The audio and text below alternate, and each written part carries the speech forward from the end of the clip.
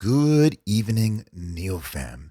It is Laser here with another weekend video analysis, and it is actually the evening this time at 9:55 p.m. It's Friday. The market just closed. It's been closed now for a number of hours, and I'm here to share with you in today's video where I see the stock price of NEO going into next week.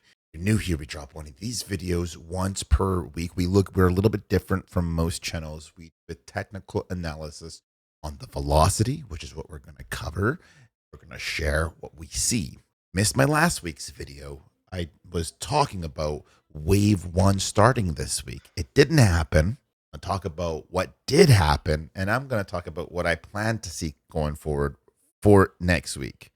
You're making a big financial decision. Please do your own due diligence, your own research. I'm just a guy who loves the stock. I actually thought we were going to go up next week. I was very bullish on Friday, and I thought it was it. And we broke down lower. So, I sometimes get it wrong. So take what I say with a grain of salt. Having said that, not just NEO that we go through BABA, BIDU, JD, KWEB, the Hang Seng Index, as well as the US dollar. Those are important. If you hold NEO shares, it's important to understand what the other stocks are doing. If you look at NEO in a vacuum, I say this all the time, if you're looking at NEO in a vacuum, it can sometimes not make sense. For example, where was it? It was just, I'll find the headline right here. 3 days ago, NEO stock slides overnight. BlackRock slashes their stake by like 18%. They cut their position size, and NEO had like a pretty tough day. It was like NEO suffers its worst day in 2 months, so they're blaming it. But then if you were looking at the grand scope of things, you were also looking at BABA and BIDU and JD. You would also see they had some pretty red days too. That's funny. I didn't see any headlines with BlackRock cutting their stake when BABA, BIDU, and JD. Those weren't in the headlines. Why were they also red on those days? And this is what I mean about looking at NEO in a vacuum. If you just look at NEO and you don't already have these other major Chinese names in your watch list, it will kind of drive you crazy. It'll be like, yep, I knew it. Smart money's getting out. But you got to realize this is just the narrative. And that news, by the way, was old news. It actually that news about BlackRock cutting their stake sat in the market for about 18, for a whole 24 hours before we saw the price drop on NEO the very next day. Price moves, narratives will follow after that. So I don't want to kind of veer off too much, but that's very, very important because we are going to talk about other stuff. So yes, if you're new here, we do look at BABA, look at BIDU and JD, not because this is a BABA or BIDU or JD video or even a BYD video. We look at those because it gives us a broader scope of what's happening. And it allows us to not look at NEO in a vacuum, which I think is dangerous. And that's where you kind of get that's where fear kind of comes in. And I feel like there's a lot of fear right now. I don't feel any fear right now. I feel very, very confident where things are.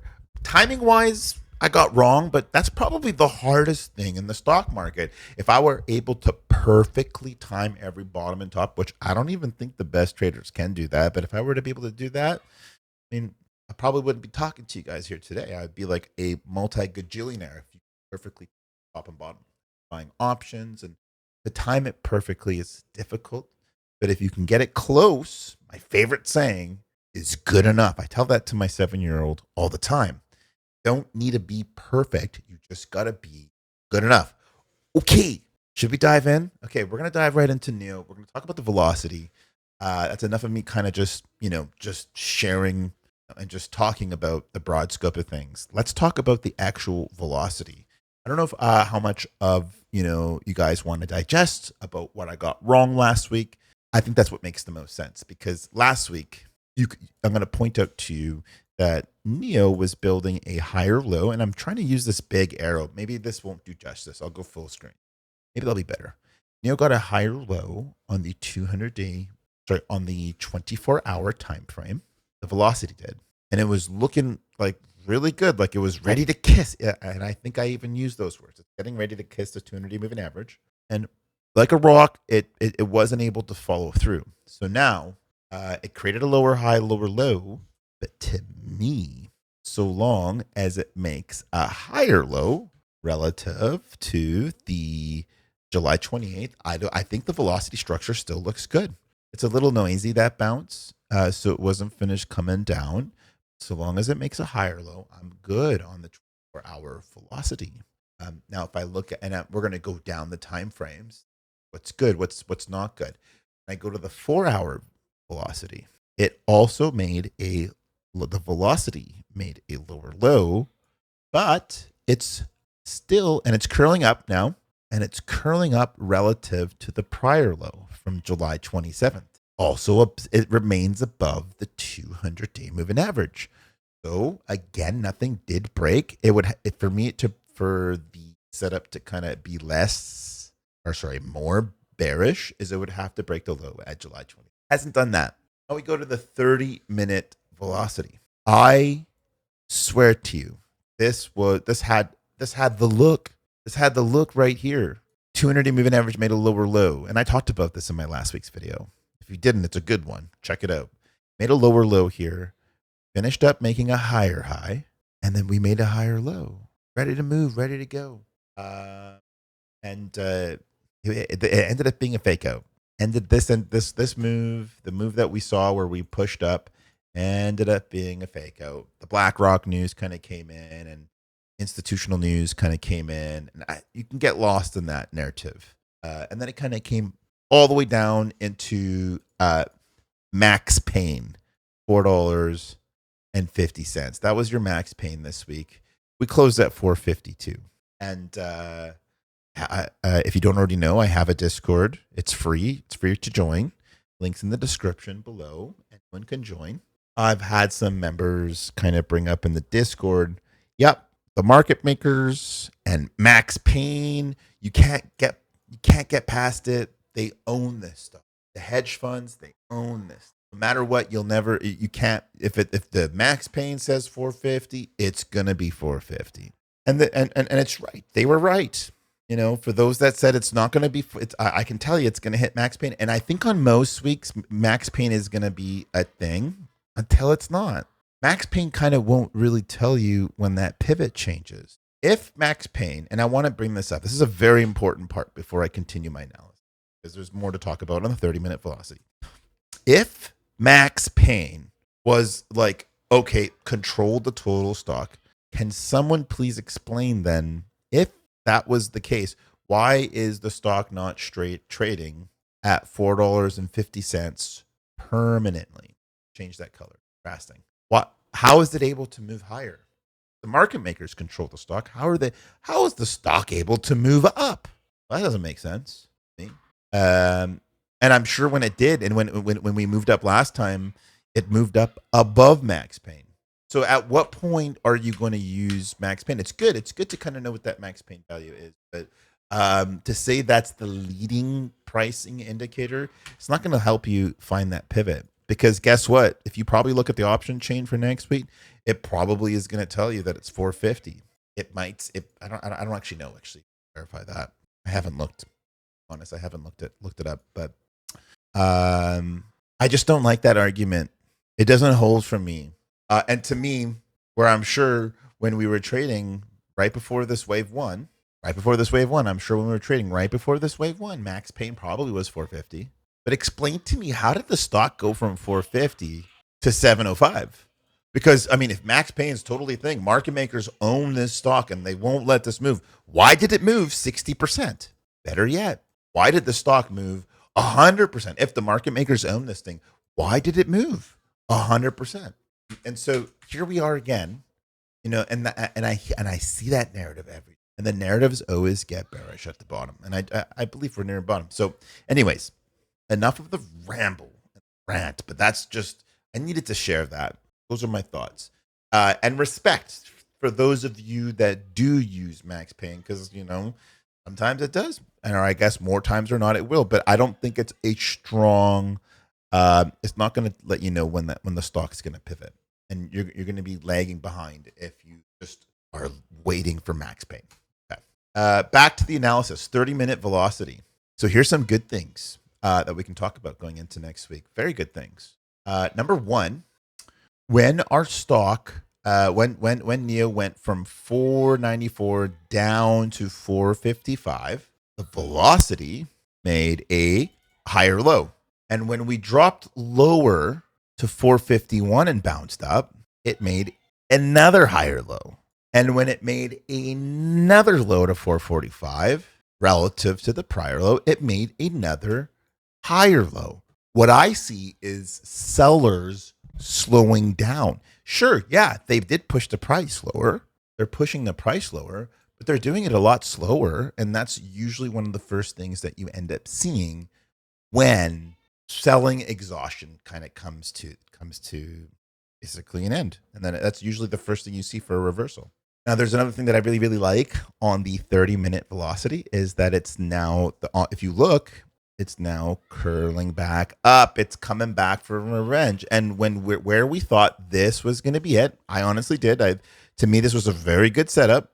We're basically, we've reset to where we were back at the beginning of the week into next week. This leads me to one of the most important things, the 126-day cycle. Would you believe me if I told you that starts on Monday? Let's do this for fun, okay? And this is the part that I love when I love that. I love that, NIO has that in its back pocket for the technical setup. We're going to go just to the price. We're going to zoom in just to the price. We don't need to see all this for now. And if we go into the cycle, and this is best seen when you change the chart to 2 weeks, which is what we're going to do. I stretch that too far. When I go to NIO and I stretch it from the very top, you can see the candle was on April 13th. And I stretch that 9 bars. So that's the 2 bars, 7 bars. Notice the 2-week candle just closed. That was the 8th bar. And notice it opens up on Monday on the 17th, August 17th. That's the 9th bar on the 2-week candle. Now, look, all I'm going to do is I'm going to drag this and I'm going to move it. I'm going to take this thing, I'm going to drag it to the top. What happened if I dragged it to the top at, what was it, $8? What was this? It was September 29th. We hit a high of $8.02. On that, we went down. I remember when we got down here, people were bearish. You got people down here saying, yeah, the stock it's gonna go straight down. It's not gonna stop. It's just gonna keep going down to zero. I swear to God, that's what the bears say all the time. It's just gonna go straight down. You got those same people. We're in like the exact same spot, and they're telling you it's gonna go straight down to zero and it's over. La la la la la. Like, come on, okay? I laugh at that. Okay, it doesn't stop there. What if we went down to the peak prior to that? So what if I went over here? Okay, 2 times, maybe I'm getting lucky, right? So I went to the top, to the bottom. Look at that candle. That's a beautiful candle, 25%. Okay. Am I just getting lucky here, guys? Okay, so let's do this one more time. Let's drag up to the top here. Where does that take you? Okay, not quite. You'll notice that following 2-week candle ended up being chop. But okay, on that 10th week, green, away you go. And I'd settle for that, like if you needed to consolidate. Okay, 3 times. Okay, maybe I'm just getting lucky, right? Like surely that's just luck. Okay, let's do this. All right, so this one's a little different. This one's an earlier cycle. I went to the top. This one kind of bottomed on the 7th bar. And you see that cycle too. That's a very popular one. And we know we're not reversing on the 7th bar because we're on that 8th bar. We haven't reversed yet. But sometimes it reverses on that 7th bar. So here we go. We broke that structure. Okay, let's go back here. Let's keep going. Would you look at that? Right on that 2-week candle, by the way, 46%. Come on. Okay, that's like 4. I'm 4 for 5 here. And what year are we in? We're in 2023. Okay, let's keep going back. And I'm doing this more in a dramatic way, kind of like I'm walking you guys through this. Because it needs to be done. Because some people are like, well, if it happened in the past, doesn't mean it's going to happen. I mean, like, well, why did it happen so many times? You could have said that for every cycle. Okay, here we go. Another cycle. Another one, right? DJ Khaled, another one. Here we go. Ninth bar. Boom. There it is. There's your reversal. Now, mind you, it was a short lived rally, but it was a rally. I think it was a 35, 36% rally. And that takes you all the way to the July 23rd. I don't know if I want to keep capitalizing on this video, but I can continue to do this. This one was actually a 10 bar, but if you look at it, the bottom came in that 2-week candle. And what happened? A 100% rally followed. How about here? There's another. And I did this a long time ago, and I've always known this cycle existed. I've talked about it over and over and over again. And I've talked about it because, when NIO resets, it tends to reset for this length of time. I guess for whatever reason, 126 days is when retail loses their mind. That must be like when the algorithm knows, at least with NIO, they lose their mind, they start selling out, and they start like going crazy. And that's when bears start getting very loud and confident. Yeah, every freaking time. Okay, that's enough. I hope I demonstrated. And now that's not to say that oh my god, it's gonna guarantee to reverse here. But like if we haven't even hit that typical 126 days, to me, NIO is behaving exactly as it has always done. This time is not different. Some people are saying, oh man, it's totally different this time. Like it's totally it's locked up. I've never seen NIO trade this poorly. I'm like, what are you talking about? Is what I'm thinking. Like this is normal. This is normal behavior for NIO. NIO goes on like these downtrends all the time. I just showed you all the time. So to me, we haven't even reached the point where we need to say, okay, is this invalidated? And I have a line in the sand from a velocity perspective. Talked about it time and time again. If we go here, it's this, for me, it's this pink line. This pink line. If this pink line makes a lower low, that would invalidate my $10.80 target. Like that's where I believe there's going to be a monster run. I believe there's a monster rally. If it does this, let's just say, I'm going to show you this. And I think this is probably in some people's mind. What if this time's different? What if it's not going to run? What if it just keeps going down? What if all the what ifs, all the fear, maybe, okay, I don't want to actually be the person to gaslight someone for thinking it's going to go down. Because you know what? Maybe they're right. Okay, let's pretend they're right. It goes down, it goes down, it goes down, whatever. It makes another bottom. Then what? Well, at some point, you're going to break above that 200-day moving average. And at some point, you're going to get that counter trend bounce. Okay, so I'm talking about worst case scenario, like if you're thinking oh my God, it's so over in a worst case scenario. Well, guess what? When the 200-day moving average last time made a lower low, as it did, you can see it. This was the low. It made a lower low, and it resulted in a 65% rally. It actually rallied up to the golden pocket retracement zone. So if I dragged it from up to down, it actually rallied just above to the golden pocket zone. Okay.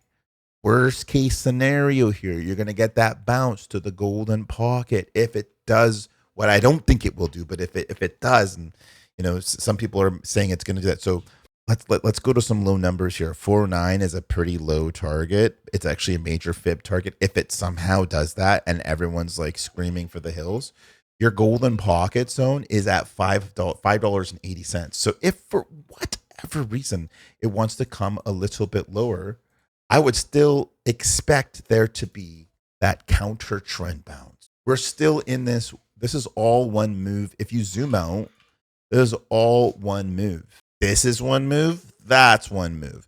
This is one move. We haven't gotten, and let me change the color. We haven't gotten the move up. This is missing. Obviously, my son would say, no, duh. That's what the kids say nowadays. But this is missing.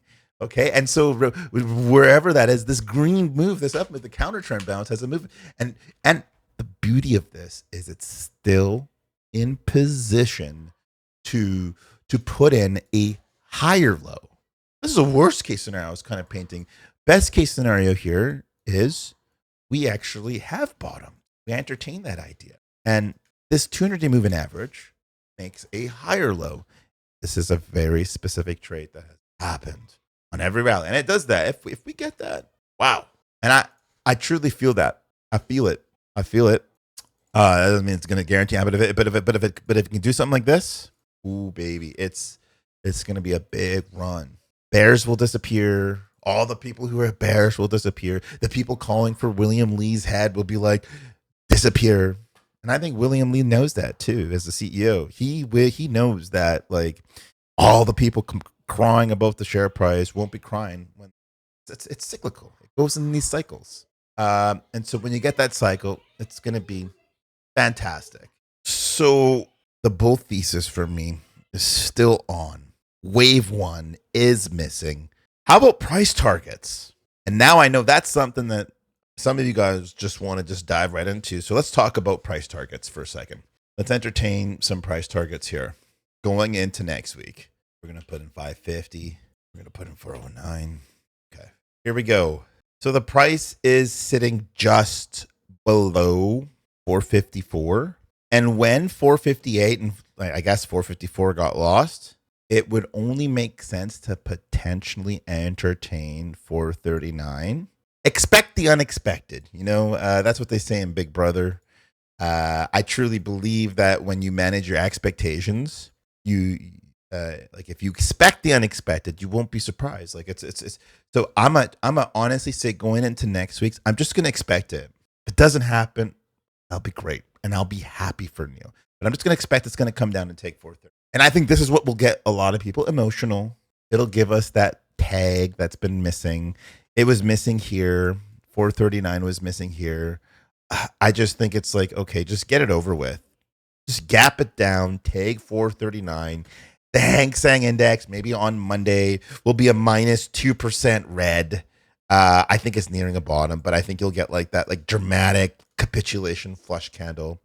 And everyone's going to be like, the China trade is so terrible. And it'll tag it. And then I think wave one will start. Question is where wave one will go. And you want to know something that's crazy? Let me read the drawings. So wave one peaked at 540. I mean, you can argue as 520 if you're doing it anyway. But let's just pretend, just for this sake, it was 540. You want to know something? Check this out. This is another fun part of the video. I'm going to give you some golden bits here, okay? So how do we like figure these price targets out? So check this out. I was just playing around with the chart. We're going to we used to do a lot of this. For those that are OG, I'm talking about the people who've been watching me. I've been doing this now for, over a year. I've been dropping these videos. So you guys remember when I used to do the parallel channels. I was doing everything. I've had all this time when the price has been basically doing nothing. Oh, it wasn't this. It was. We're going to get it. It'll be worth it. Oh, we got it. That's perfect. Let's do this. We don't need those blue lines. Okay, check that out. Okay, so this is just we're just gonna just pretend here for a second. Okay, so and I want to bring to your attention when there was the April crash, which was the tariffs over a year ago. Where did the bounce top out at?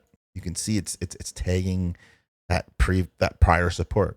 And on the most recent move that we had back in January and February, where did the wave one top out? Well, it topped out actually right at that trend line. That was kind of roughly where your wave one was. It was right around there, wave one. And so now we're on a new downtrend. If we get another wave one bounce, where does that put us? I'm just going to entertain that. And I think it's, what is it, $5.96? Okay, so potentially $5.96, and I know that's a major fib level, and you may as well just go for the touch. Touch it, $6. Touch it, nice and dramatic. Something that gets things going. And so if I had to envision that up to $6, could it do it? Now the question is, can it do it next week? That might be. I mean, you would need a huge catalyst to kind of do it. I don't want to say no, and I don't see the full on setup for it yet. But I think where it could potentially top out, wave one, is you could see $6, and that would be the comparable of where it topped out back in February 20th, and where we topped out on April 30th. And I think there's a potential that's where it could kickstart it. And if it's that dramatic and that large, if the wave one is that big, it gives it so much more oomph to kind of push and run.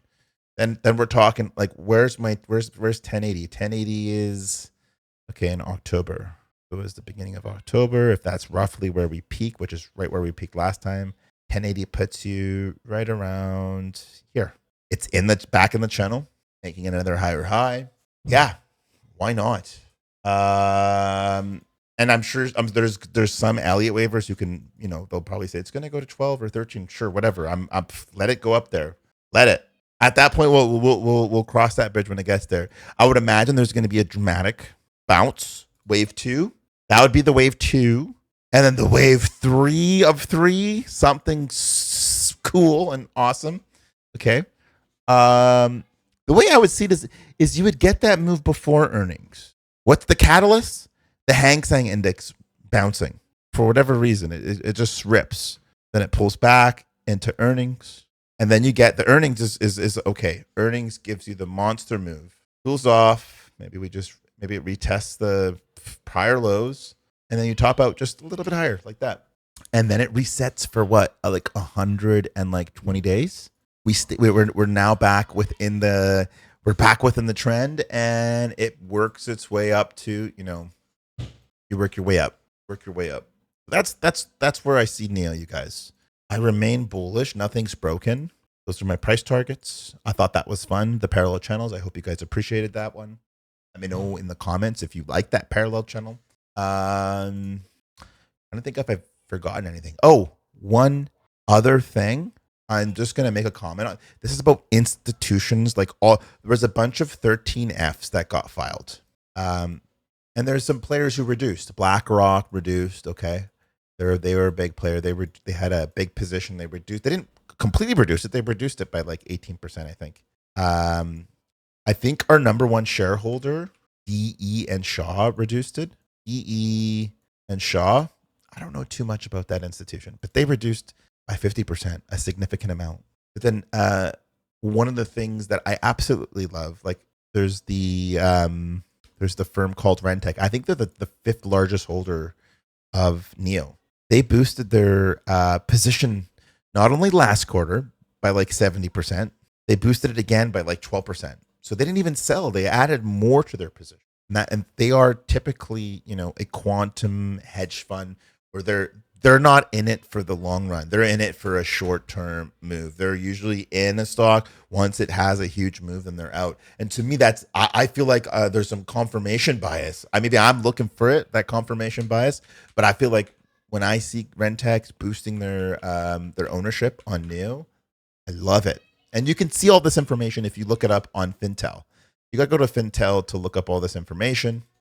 There's a couple of other big names in there. Okay, so you want to know who's a really, really big name that made the basically the news recently, and it always makes the news. Citadel.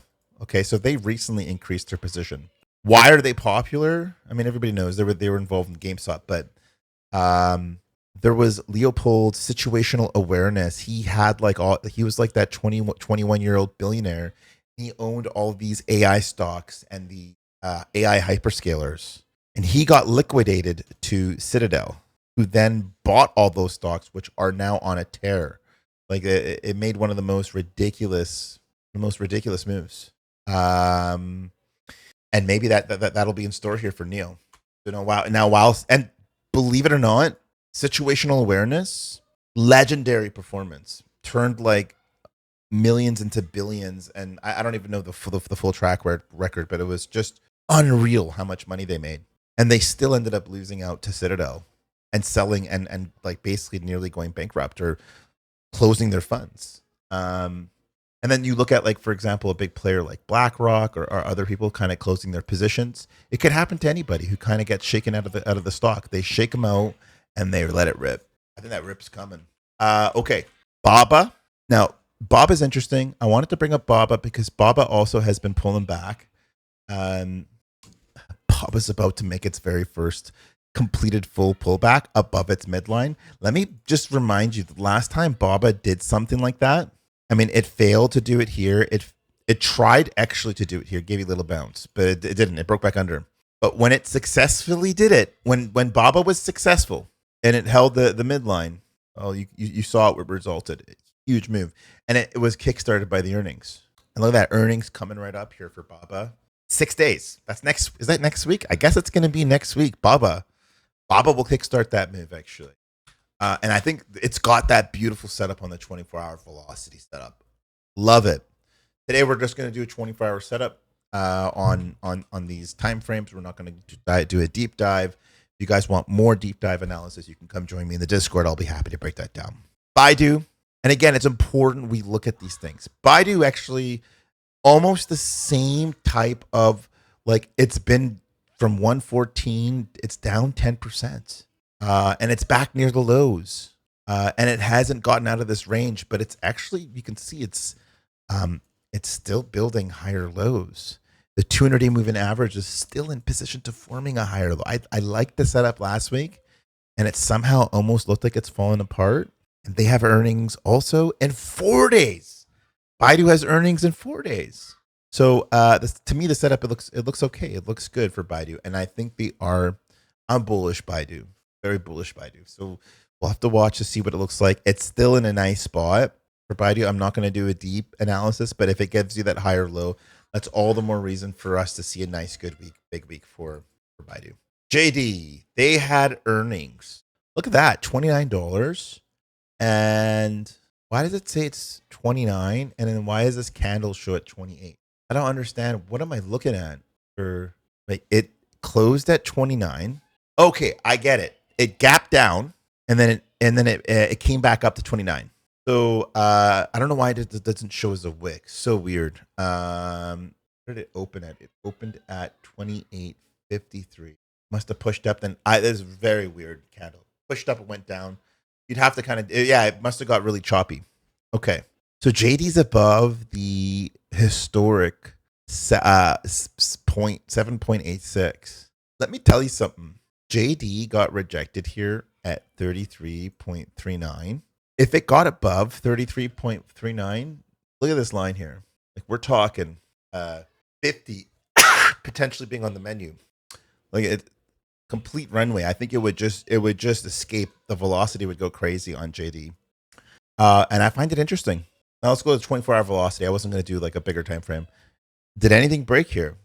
No. On a 24-hour velocity, nothing's broken. To me, all I see is one solid big move, and then I see one solid pullback. I haven't seen a lower high yet or a bounce yet. I think a bounce is due. I think a respectable bounce would be, if it was dead, at least 31, 32. That would be a respectable bounce there before maybe if it wants to cool off. But to me, I mean, like, earnings was a beat, if I understand correctly.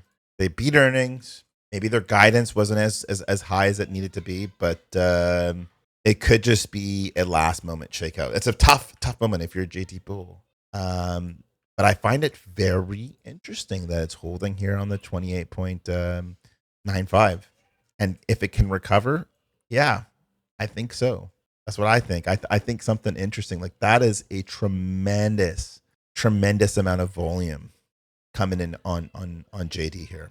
And if it doesn't, I mean, I don't want to rule out 26.44, but I'm not here to do a deep dive on JD. I'm here to just give you like my quick grand skew. And I can see the case for 30.95 at the very least for JD. It's kind of, it might need to consolidate a little bit. That was a little bit of a steep drop. You can see the last time though, it had a steep drop off, and then it popped for how much?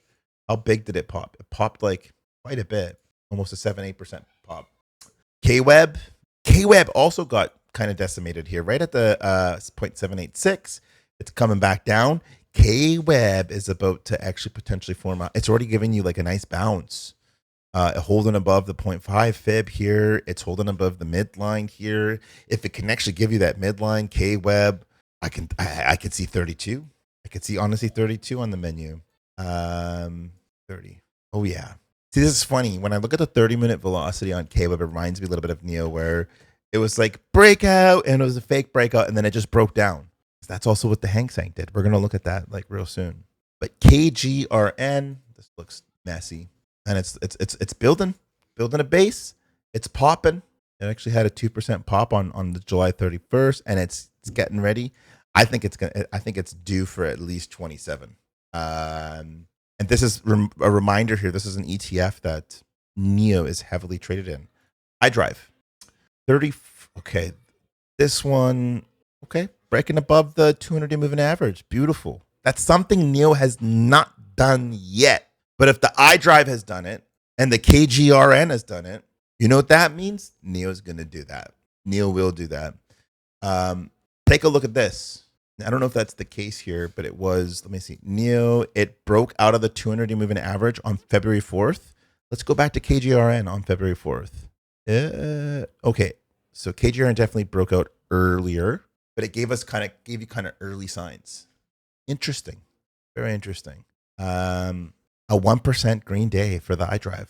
So, and that's nice for the EV sector. And then BYD. For those of you in BYD, which had a tremendous bounce, this was probably one of the ugliest looking sell-offs that I've seen. Like, what the heck is that? A 20% drop followed by a 30% pop. Okay. I don't know if you guys are in BYD, could you let me know who's trading BYD? I want to know who's in BYD because they are the number one selling electric vehicle company, not only in China, but in the entire world. I want to know who's in BYD, and it really does have that inverted head and shoulders look. Earnings for BYD. When is that one coming up? BYD has earnings coming up at the end of the month. So if this is a decent look, I like that. I actually really like that BYD broke above the 200-day moving average. Did it peak at the golden pocket? Did it tag the golden pocket? Not quite. So at least a 12 if you're in BYD. That's kind of, I think, selling it short to me, to be honest. Wow, BYD. Okay, this is an interesting, very interesting stock. Let's measure. Okay, I don't know. Top to bottom, 13. Jeez. Could you imagine BYD at 100? I don't know. Maybe that's a dream. Possible, though. On the charts. Who thought BYD would be trading at 13 back in 2020 when it was trading for $1, right? It's 1,000% higher. Okay, Hang Seng. We're going to wrap up this macro scope looking at the Hang Seng Index. 24-hour time frame. Steep pullback on the Hang Seng Index. Steep pullback. You know what I think? It reminds me of I can just look left and it looks to me, it looks exactly like this. Can I draw a bar pattern? I'll draw a bar pattern. If I do that, okay, I'll cool it off. Kind of looks something like that. Okay, maybe not as dramatic, but came up, come down, grind higher. What's the velocity look like when it did that? So it's a little bit different. It made a higher. This was different because it did it from a higher low on the 200-day moving average. So it's not quite the same thing.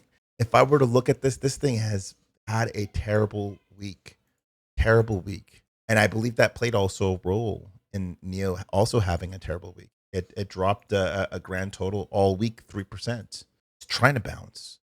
To be honest, I think it might want to tag the bottom here. You were originally it built this base. I think it may want to just bounce, right? Drop, and that's your 439 on NIO, and then continue on up. 30 minutes.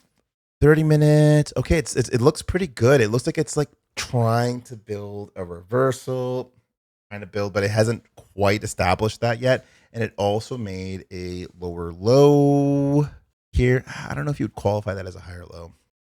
I think if I were trying to manage my expectations, I would say, okay, one last drop. Give it one last drop. And I don't even really want that, to be honest. I'd be disappointed if it did that. But if it did something like that, I think it would be justified if NIO dropped down to 439. And if it did that, it would just complete the flush. And I think it would just it would complete this full setup. And that's, I think, when bears are going to be the loudest and the most annoying.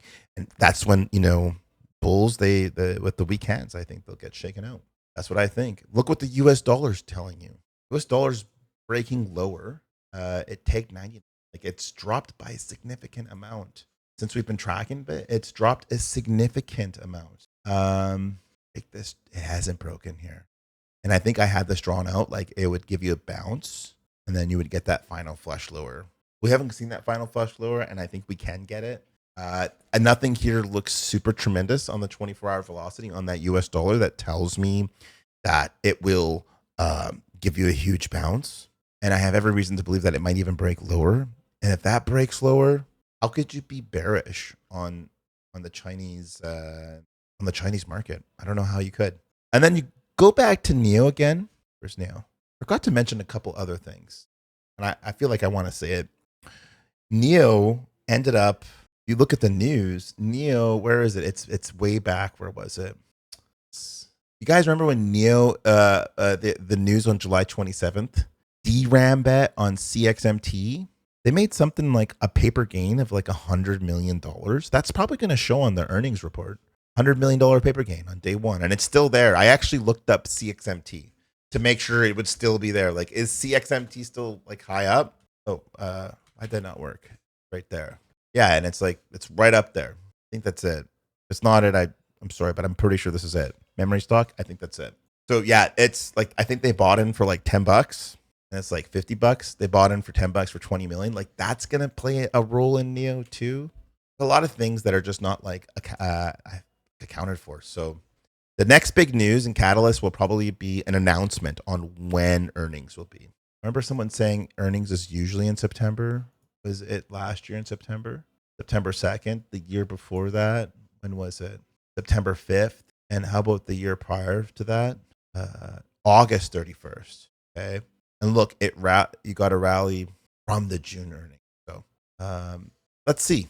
Probably end of the month, right? That's just normal. I don't think I have anything else here that I want to add to my analysis. The bull thesis is still on. I think I think I was early in my call out and to say that wave one was starting. So long as NIO makes a relative higher low right here, I think wave one will still be starting. And we may potentially see as high as $6 when it begins. So that's it. That's all. If you enjoyed this video, the raw analysis, the laser analysis. Oh, and I never really even gave life in laser, but I'm just going to skip it. But leave your comments in the comment section below. Let me know if you guys enjoy this. I'm playing with the idea of dropping more of these kind of videos, but along other stocks, analyzing different sectors. I do China. I might try and do finance maybe, or I'll do software or the Mag 7. I haven't thought about it, but I track a lot of stocks. Maybe I can share some of my analysis on other stocks. So let me know what you guys think. Thank you so much, guys, and have a wonderful night.